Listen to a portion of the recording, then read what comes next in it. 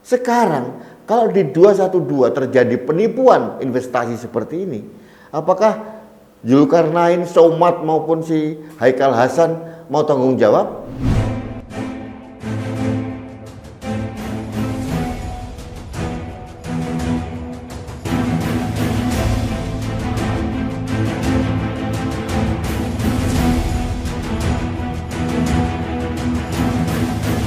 Singgah di toko kita Spirit 212. Ini omset terbaik untuk Solo dan sekitarnya.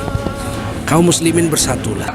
Teman-teman sekalian, tidak akan pernah, sekali lagi tidak akan pernah umat Islam menjadi tuan rumah di negaranya sendiri kalau kita masih belanja di toko orang. Jadi semua mesti belanja di 212, tokonya orang Islam.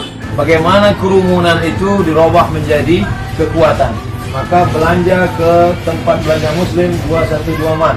Amanah, amanah, tidak ada tipu, tidak ada bohong, tidak ada dusta, tidak ada barang yang sudah expired, tidak ada amanah seperti amanah Rasulullah SAW. Berjamaah, berjamaah dalam ekonomi, berjamaah dalam politik.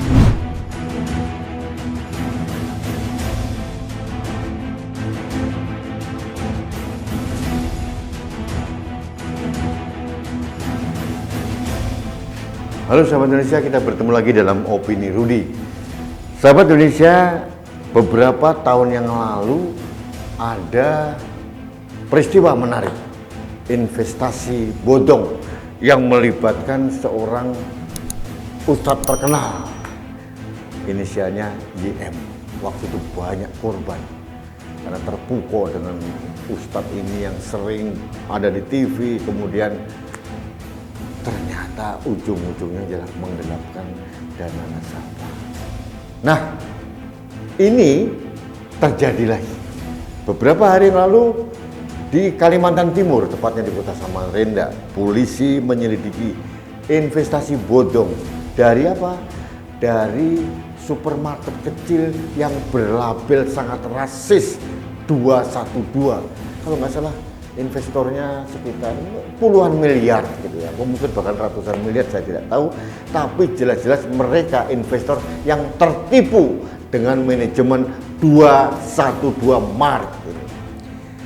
Sahabat Indonesia, saya mendukung langkah tegas dari polisi untuk mengusut kasus ini karena ini oknum-oknum yang mohon maaf sangat-sangat mencederai masyarakat Indonesia, menipu. Itu luar biasa, membuat kita terhenyak, kita marah. Nah, di samping itu saya harus mengkritisi juga tentang perkembangan 21 Mart. Ini supermarket kecil yang diendorse oleh pendakwah-pendakwah agama yang terkenal seperti Tengku Zulkarnain, Haikal Hasan, Somad lah segala macam mempromosikan. Saya tidak tahu. Mereka lupa bahwa 212 ini adalah penanda Hari Intoleransi di Indonesia. Pada waktu itu, tanggal 2 Desember tahun 2016, itu adalah awal awan gelap di Republik ini terjadinya peristiwa intoleransi yang sangat-sangat brutal menurut saya. Sahabat Indonesia, saya sangat keberatan kalau perekonomian masyarakat harus bersifat eksklusif kelompok tertentu saja. Ini yang saya agak heran. Bahkan saya pun agak bingung dengan perkembangan dari, mohon maaf ini, ekonomi syariah. Karena bagi saya, kenapa tidak dikembangkan ekonomi Pancasila? Kenapa tidak mengembangkan ekonomi nasional yang berbasis, yang bersifat inklusif? Gitu. Bukan eksklusif kelompok tertentu saja, meskipun kelompok Islam dianggap mayoritas di Indonesia ini. Memang kelompok yang lain, 20% penduduk Indonesia, itu juga mempunyai hak dan kewajiban ekonomi yang sama dengan warga-warga yang lain yang beragama Muslim. Saya tidak tahu, termasuk saya mengkritisi dari kebijakan Presiden sebetulnya yang terlalu pragmatis mengembangkan ekonomi syariah. Bagi saya, yang perlu dikembangkan adalah ekonomi berbasis Pancasila atau ekonomi nasional. Nah, ini ketularan 212, sifatnya adalah syariah. Saya tidak tahu.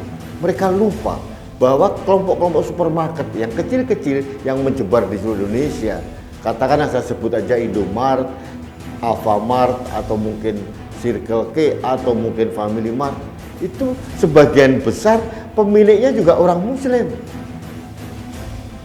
Kenapa kita harus mematikan ekonomi atau rezeki sahabat saudara kita kelompok Muslim yang lain? Hanya gara-gara supaya masuk di 212 Mart, akhirnya Haikal Hasan seperti di video tadi kan mengatasnamakan, oh umat Islam tidak akan menjadi tuan rumah di negeri kita semasih kita tidak mandiri atau membeli di toko orang yang bukan Islam. Ini kan rasis sekali, provokatif ini.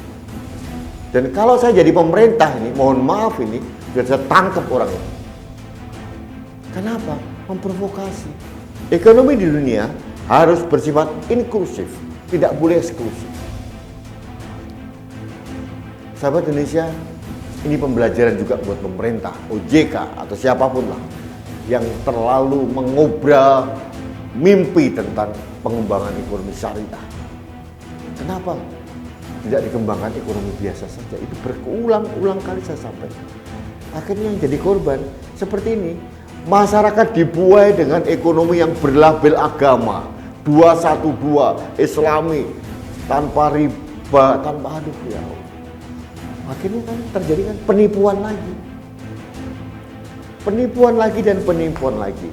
Dan ini dilakukan oleh kelompok-kelompok tertentu, pendakwah-pendakwah juga. Sekarang kalau di 212 terjadi penipuan investasi seperti ini, apakah Zulkarnain, Somad maupun si Haikal Hasan mau tanggung jawab? Nah, sahabat Indonesia, kita harus menghindari pengembangan ekonomi yang bersifat rasial seperti sekarang. Karena apa? Intensnya kalau namanya adalah 212 saja tanpa melibatkan rekam jejak atau sejarah penanda 212 2016, saya tidak masalah. Ini masalahnya adalah ini melanggengkan intoleransi yang terjadi pada saat itu. Ini yang sangat saya keberatan. Dan pemerintah, mohon maaf nih, sebagian pejabatnya banci juga. Mereka juga tersusupi dengan paham-paham kadrun sehingga mereka meloloskan orang-orang ini untuk tampil. Harusnya tidak boleh ya angka-angka itu dipakai. Karena apa? Ada makna intoleransi di dalamnya. Ada makna perpecahan, ada makna ancaman terhadap keberagaman di angka 212 itu. Ini yang harus kita kritisi. Nah, sekarang sahabat Indonesia, kita berpulang pada aparat keamanan. Kita gulung habis. Dan saya menyarankan kepada pemerintah atau OJK untuk marilah kembali ke jati diri bangsa.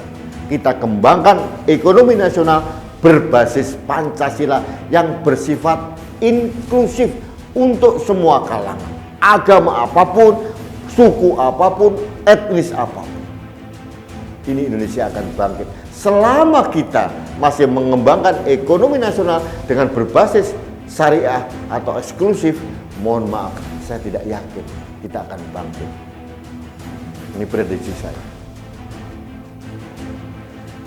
Baik sahabat Indonesia, demikian opini saya tentang tertipunya para investor karena termakan mimpi-mimpi surga dengan investasi 212. Nah, ini harusnya menjadi pembelajaran juga kepada para investor ini. Jangan terpukau dengan jargon-jargon agama-agama tertentu. Kita harus mulai real, kita harus mulai menggunakan akal sehat. Ini masuk akal atau tidak? Orang-orang yang mengelola bisnis ini mempunyai rekam jejak yang baik atau tidak? Ini harus diteliti, ditelisik lebih dalam. Jangan terpukau dengan sorban, dengan peci, jidat hitam, jenggot, cingkrang, dan kata-kata manis dengan kalimat-kalimat mengutip ayat-ayat tertentu. Kita orang Islam, saya orang Islam. Mari kita beragama secara berakal sehat.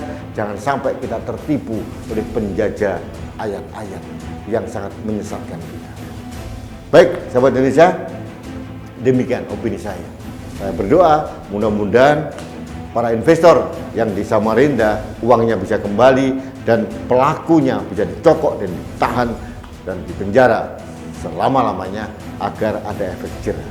Jangan sampai orang-orang yang sudah berniat untuk membangun ekonomi di kawasannya atau di keluarganya akhirnya terkorbankan karena ulah jahat kelompok-kelompok ini. Terima kasih. Saya mengajak Anda untuk like, share, komen, dan subscribe kanal TV Anak Bangsa. Karena bersama kanal ini kita sama-sama menjaga keberagaman dan kebinekaan Indonesia. Dan satu lagi pesan saya, mari kita jaga budaya Nusantara. Baik, sahabat Indonesia, salam satu Indonesia, saya Rudi Eskam.